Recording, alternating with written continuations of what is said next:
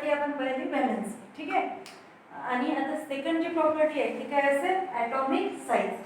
First property होती valency. व्हॅलन्सीचा trend पाहिला आपण की कसा होतो पिरियोडिक टेबलमध्ये, इन द ग्रुप कसा होतो आणि इन पिरियड कसा होतो व्हॅलन्सीचं variation.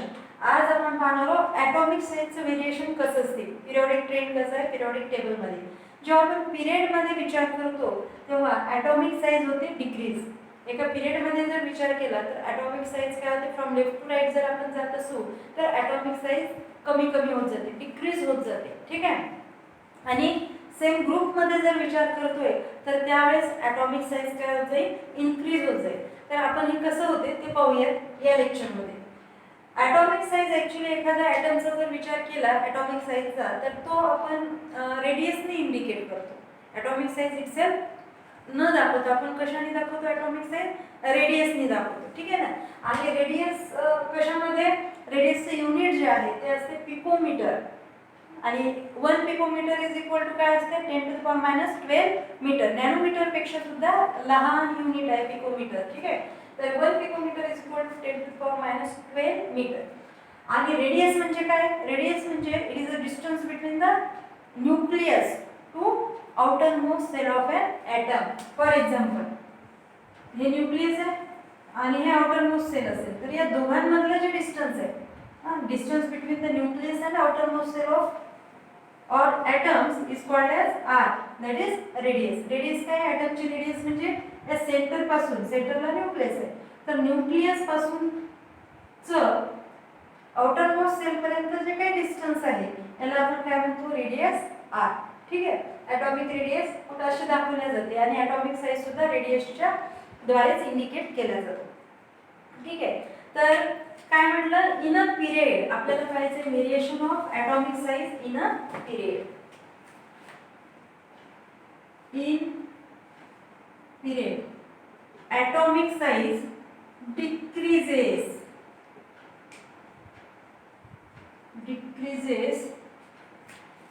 From left to right.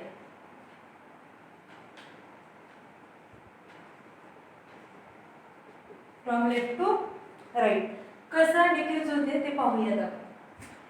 Second period जो आहे तर सेकंड पिरियडचं एक्झाम्पल घेऊ. सेकंड पिरियडमध्ये लिथियम फर्स्ट मेंबर आहे आणि लास्ट मेंबर कोणता, निऑन, ठीक आहे. काय होते लिथियममध्ये इलेक्ट्रॉनिक कॉन्फिगरेशन कसं, ॲटॉमिक नंबर 3 म्हणजे इलेक्ट्रॉनिक कॉन्फिगरेशन 1s2 2s1, ठीक आहे. सेकंड एनर्जी लेवलमध्ये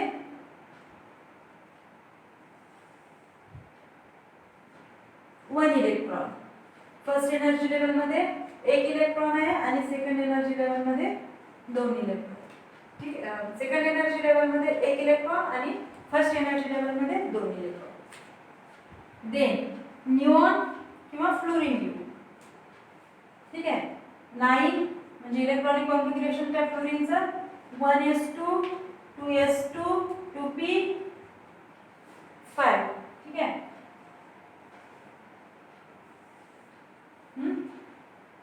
पहिल्या एनर्जी लेवलमध्ये किती इलेक्ट्रॉन, 2 आणि दुसऱ्या एनर्जी लेवलमध्ये टोटल 2 + 5 म्हणजे 7 इलेक्ट्रॉन्स,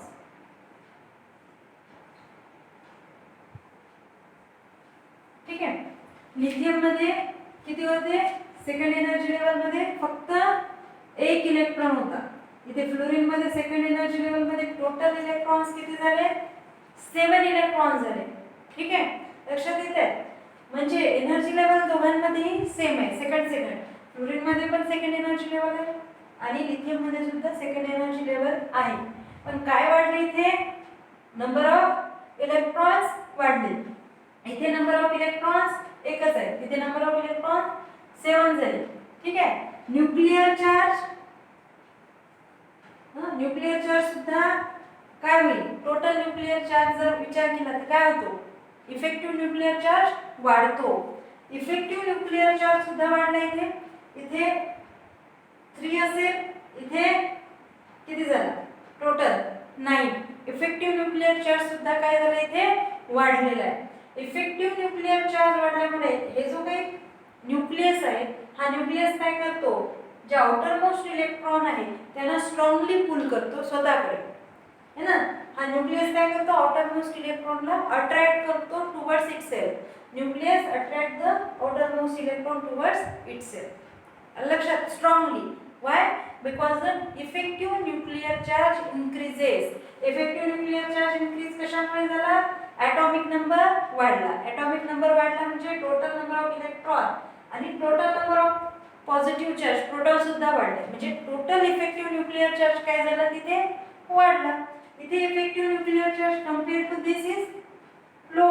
इथे इफेक्टिव्ह न्यूक्लियर चार्ज जो असेल, टोटल इफेक्टिव्ह न्यूक्लियर चार्ज हा काय असेल? कमी असेल. याच्या कंपेअर मध्ये पाहिलं तर इथे इफेक्टिव्ह न्यूक्लियर चार्ज जास्त असेल. त्याच्यामुळे हा काय करेल?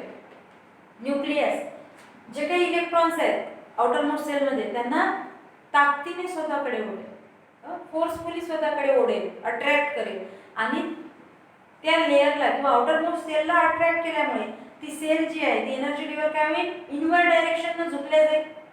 इनवर्ड डायरेक्शन कडे ती पुल होईल ना. इनवर्ड डायरेक्शन कडे पुल होते म्हणजे साईज काय होईल? कमी. साईज रिड्यूस होईल कारण इथे असणारी जे काही व्हॅलेन्स सेल असेल ती ओढल्यामुळे काय होईल? ठीक आहे. त्यामुळे साईज काय झाला? डिक्रीज झाला. इनवर्ड डायरेक्शन अशी ओढल्या जाईल आणि त्याच्यामुळे काय होईल? Size decreases. येते लक्षात? तर टोटल इफेक्टिव्ह न्यूक्लियर चार्ज वाढल्यामुळे इथे काय होतो? साईज डिक्रीज होते फ्रॉम लेफ्ट टू राईट. लक्षात घ्या. So in period atomic size decreases from left to right. आता इन अ ग्रुप कसं होते पहा.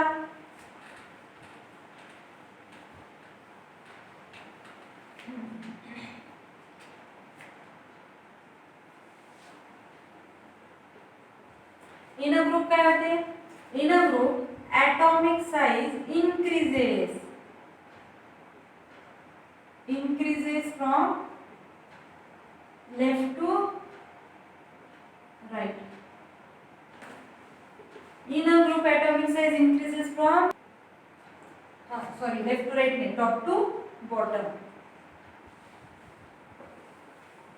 Top to bottom. Okay. In a group atomic size increases from top to bottom. Top पासून खाली खाली जसं जाऊ तसं ॲटॉमिक साईज काय होत जातो? इन्क्रीज होत जातो. फॉर एक्झाम्पल परत एकदा घेऊ. Lithium, sodium, potassium, rubidium. ठीक आहे. या ग्रुपचं एक्झाम्पल घेऊ. आता लिथियम मध्ये नो डाऊट 3 इलेक्ट्रॉन्स कसे आहेत? 1s2 2s1.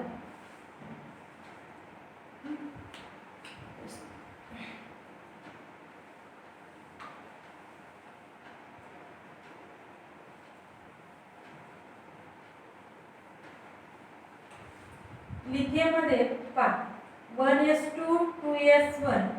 ठीक आहे. म्हणजे पहिले एनर्जी लेवलला 2 इलेक्ट्रॉन आणि दुसऱ्याला 1. तेच जर आपण सोडियम कन्सिडर केला 11 तर काय? 1s2 2s2 2p6 ps1.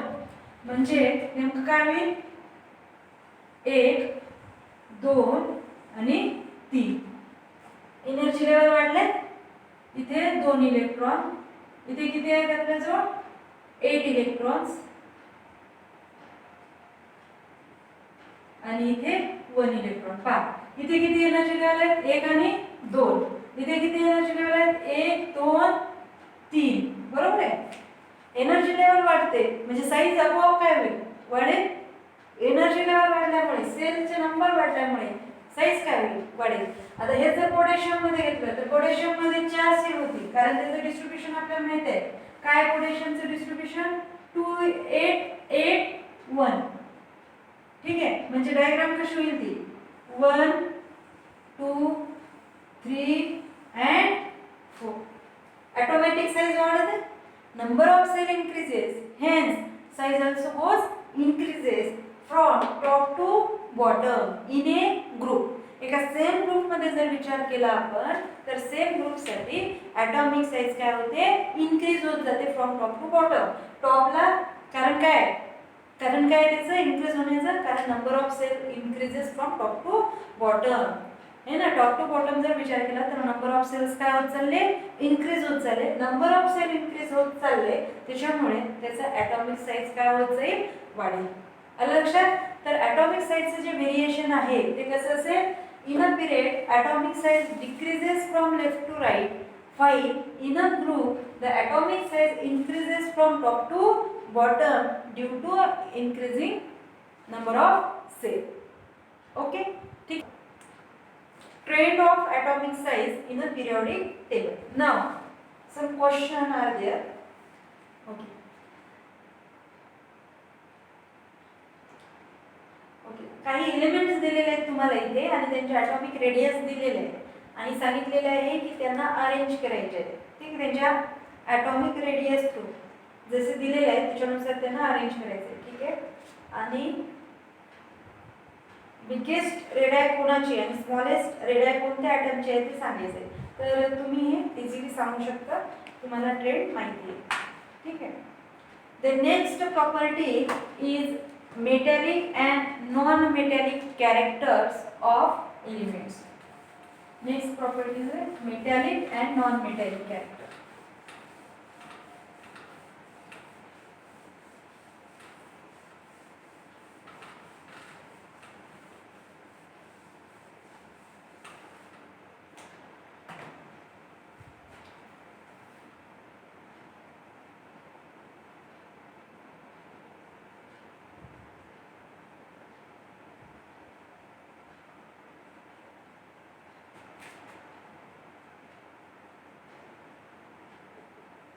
Metallic and non-metallic characteristics or characters of elements. ठीक आहे.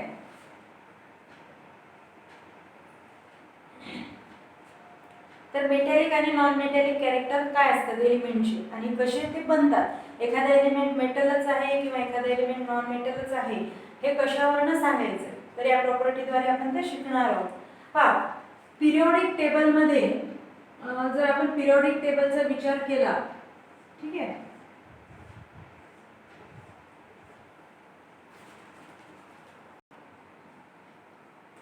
ओके, तर मेटॅलिक आणि नॉन मेटॅलिक कॅरेक्टर्स पाहणार आहोत आपण एलिमेंटचे. पहा, पिरियोडिक टेबलमध्ये ॲक्च्युली काय असते की एक बेसलाईन ड्रॉ केलेली आहे. ठीक आहे. ही जी बेसलाईन ड्रॉ केलेली आहे याच्या लेफ्ट हँड साईडचे जेवढे एलिमेंट्स आहेत ते ॲक्च्युली असतात मेटल. या येलो लाईन, ठीक आहे, ही एक बेसलाईन मी इथे ड्रॉ केलेली आहे, येलो लाईन ड्रॉ केलेली आहे. तर या येलो लाईनच्या लेफ्ट साईडचे जेवढे एलिमेंट्स असतील ते सर्व काय असतात, लेफ्ट साईडला एलिमेंट जे असतील ते काय असतील, मेटल. लेफ्ट साईडचे जे एलिमेंट्स आहेत ते मेटल आहेत. आणि या येलो लाईनच्या राईट साईडला जे काही एलिमेंट्स प्रेझेंट असतील राईट साईडला they are non metal. They are non metal. आणि या येलो लाईनच्या बेसला जे एलिमेंट्स प्रेझेंट आहेत, ठीक आहे, boron, silicon, germanium, arsenic, then antimony, tellurium आणि पोलोनियम. तर हे जे एलिमेंट्स आहेत हे काय असतील, metalloid at the base. Metalloids. ठीक आहे. लक्षात येतं मेटल कोणते, नॉन मेटल कोणते, मेटलॉइड कोणते. तर ही जी काही ड्रॉ केलेली लाईन आहे मी येलो कलरची, या येलो कलरच्या लाईनच्या लेफ्ट साईडला जेवढे एलिमेंट्स प्रेझेंट असतील they all are metals. Yellow लाईनच्या राईट हँड साईडला जे प्रेझेंट असतील ते सर्व नॉन मेटल्स. आणि येलो लाईनच्या बेसला जे एलिमेंट्स प्रेझेंट आहेत ते आहेत मेटलॉइड. तर मेटलॉइड कोणते, मग बोरॉन, सिलिकॉन, जर्मेनियम. ह्या गोष्टी तुम्हाला लक्षात राहिल्या पाहिजे की मेटलॉइड कोणते आहेत, नॉन मेटल कोणते आहेत आणि मेटल्स कोणते. ठीक आहे, राहील लक्षात. तर हे सर्व आहेत मेटलॉइड्स. लेफ्ट हँड साईडला मेटल्स आणि राईट हँड साईडला असतील ते नॉन मेटल्स. लक्षात. ठीक आहे. आता नॉन मेटल, मेटल्स किंवा मेटलॉइड कशी क्रिएट होतात ते पाहायचं आहे.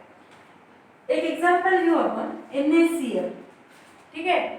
NaCl जर आयोनायझेशन झालं, बॉन्ड ब्रेक केला तर काय फॉर्म होतो, आयन्स फॉर्म होतात. हा, कोणते, Na positive plus Cl negative. ठीक आहे. जे पॉझिटिव्ह आयन फॉर्म झाला याला आपण काय म्हणतो, cash ion, cation.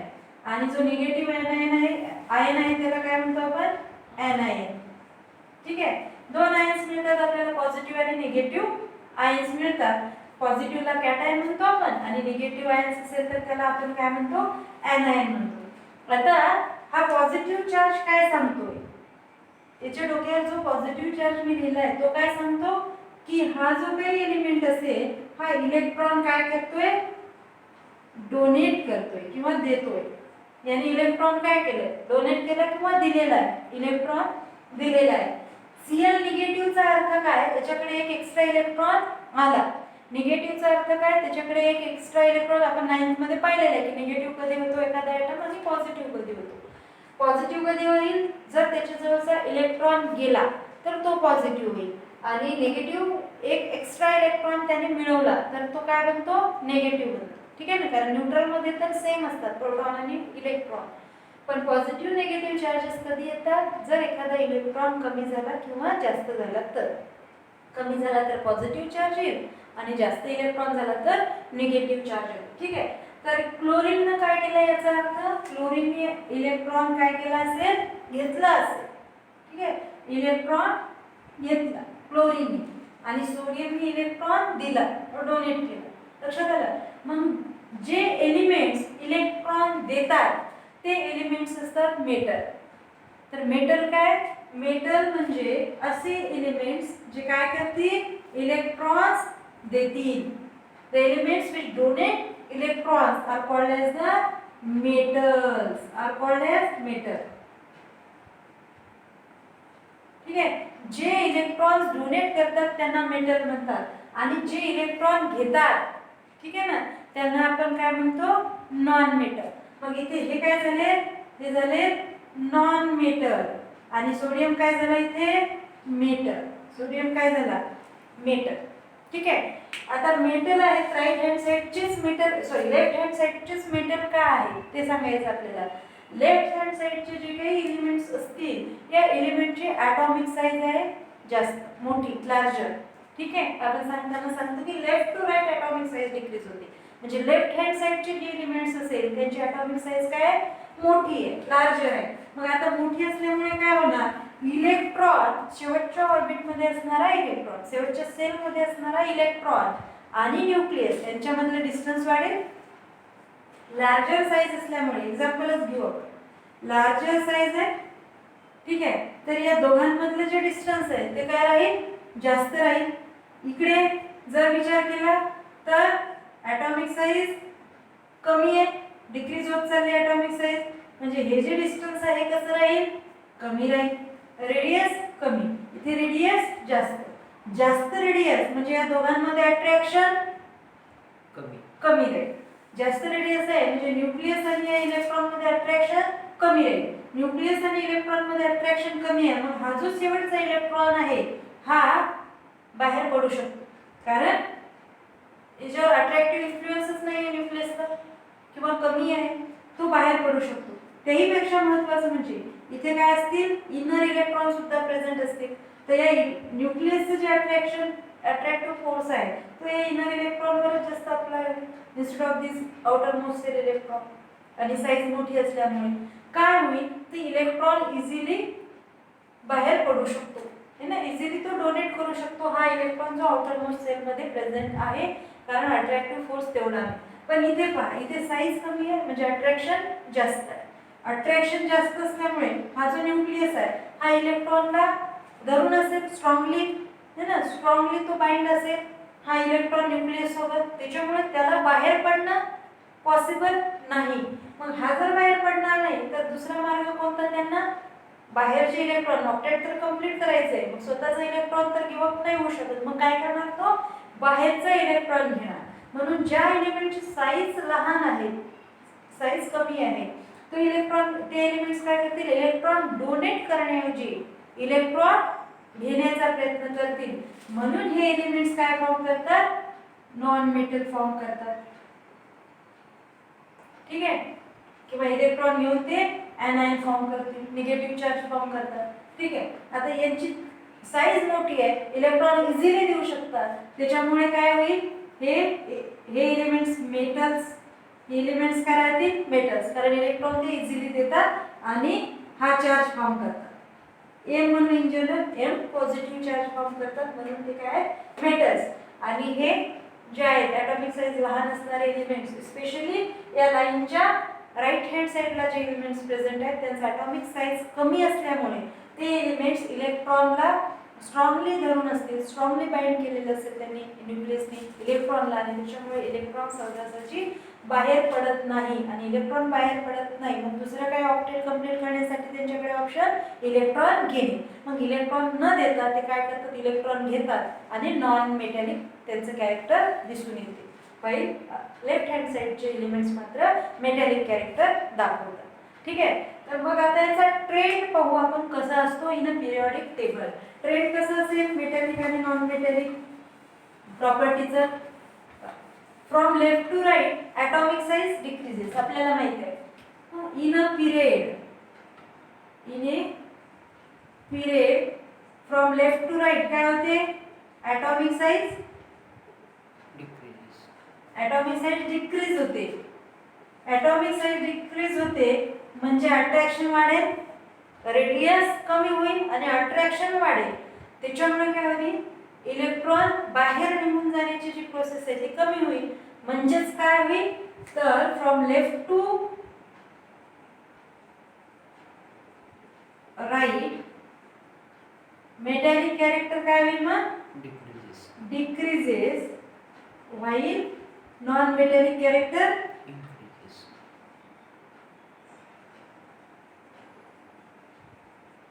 Characters increase. ठीक आहे. मेटलमध्ये व्हॅलेन्स इलेक्ट्रॉन सुद्धा कमी असतात. मेटलमध्ये व्हॅलेन्स इलेक्ट्रॉन 1, 2, 3 पर्यंत असू शकतात. त्याच्यामुळे इलेक्ट्रॉन देणं सोपं आहे मेटलसाठी, कारण व्हॅलेन्स इलेक्ट्रॉन कमीत कमी असतात 1, 2, 3. आणि नॉन मेटलमध्ये व्हॅलेन्स इलेक्ट्रॉन जास्त असतात 5, 6, 7. त्याच्यामुळे एवढे व्हॅलेन्स इलेक्ट्रॉन ते देणार नाहीत. त्याऐवजी ते काय करतील 2, 3 किंवा 1 इलेक्ट्रॉन ते घेऊ शकतात आणि त्याच्यामुळे ते अनायन्स फॉर्म करतात. ठीक आहे. म्हणून ते नॉन मेटॅलिक कॅरेक्टरिस्टिक्स दाखवतात. तर in a period from left to right metallic character काय होत जातील मग डिक्रीज होत जातील आणि नॉन मेटॅलिक कॅरेक्टर काय होतील इनक्रीज होतील. आणि फ्रॉम टॉप टू बॉटम जर विचार केला तर from top to bottom, top to bottom in a group काय होईल मेटॅलिक कॅरेक्टर, आपल्याला माहित आहे in a group atomic size काय होते increases. In a group atomic size increases from top to bottom. Increase atomic size increase झाला म्हणजे metallic character काय होईल increase. Metallic character also increases. Hence metallic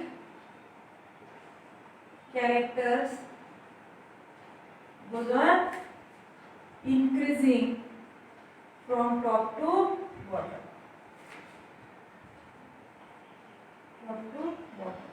ठीक आहे. म्हणजे याच्यावरून आपण काय कन्क्लुजन काढू की ॲटॉमिक साईजला डायरेक्टली प्रोपोर्शनल आहे आपलं मेटॅलिक आणि नॉन मेटॅलिक कॅरेक्टरिस्टिक्स. ठीक आहे ना. ॲटॉमिक साईज कमी कमी होत जाईल तर नॉन मेटॅलिक कॅरेक्टर जे आहेत ते काय होतात इन्क्रीज होतात. पण ॲटॉमिक साईज कमी झाली की मेटॅलिक कॅरेक्टर सुद्धा कमी होतात. ॲटॉमिक साईज कमी झाली की मेटॅलिक कॅरेक्टर्स कमी होतील. ॲटॉमिक साईज वाढली की मेटॅलिक कॅरेक्टर सुद्धा वाढतील. आणि नॉन मेटॅलिक कॅरेक्टर काय आहे त्याला अपोज. ॲटॉमिक साईज कमी झाली की नॉन मेटॅलिक कॅरेक्टर वाढले आणि ॲटॉमिक साईज वाढली तर नॉन मेटॅलिक कॅरेक्टर डिक्रीज होते. लक्षात आलं. कोणतेही एक रिलेशन लक्षात ठेवायचं, मेटल आणि ॲटॉमिक साईजचं किंवा मग नॉन मेटॅलिक कॅरेक्टर आणि ॲटॉमिक साईज. तर मेटॅलिक कॅरेक्टर आणि ॲटॉमिक साईजचं रिलेशन कसं आहे डायरेक्टली आहे आणि नॉन मेटॅलिक प्रॉपर्टीज आणि जर ॲटॉमिक साईजचं रिलेशन पाहिलं तर ते इन्व्हर्स आहे. ठीक आहे ना. लक्षात राहील. एक पॉईंट लक्षात ठेवायचं, दुसरं आपोआप लक्षात राहतो. ठीक आहे. आणखी एक महत्त्वाची गोष्ट म्हणजे ओके, तर याच्यावरून आपण काय करणार आहोत, याच्यावरून आपण ग्रेडेशन हॅलोजन फॅमिलीमध्ये कसं व्हेरिएशन होते फेजेसमध्ये किंवा त्याचे जे कॅरेक्टरिस्टिक्स आहेत हे कशा व्हेराय होते हे डिपेंड करते मेटॅलिक आणि नॉन मेटॅलिक कॅरेक्टरिस्टिक्सवर. हॅलोजन ग्रुपमध्ये स्पेशली. तर कसं पहा, हॅलोजन ग्रुपमध्ये फ्लोरीन आणि क्लोरीन जो आहे ते गॅसेस आहेत. हॅलोजन फॅमिलीमध्ये जर विचार केला आपण, फ्लोरीन आणि क्लोरीन जे आहे F2Cl2 हे काय गॅसेस आहेत. ठीक आहे. ब्रोमीन जो असतो हा काय असतो, लिक्विड असतो. आणि आयोडीन जो आहे तो काय आहे, सॉलिड आहे. का?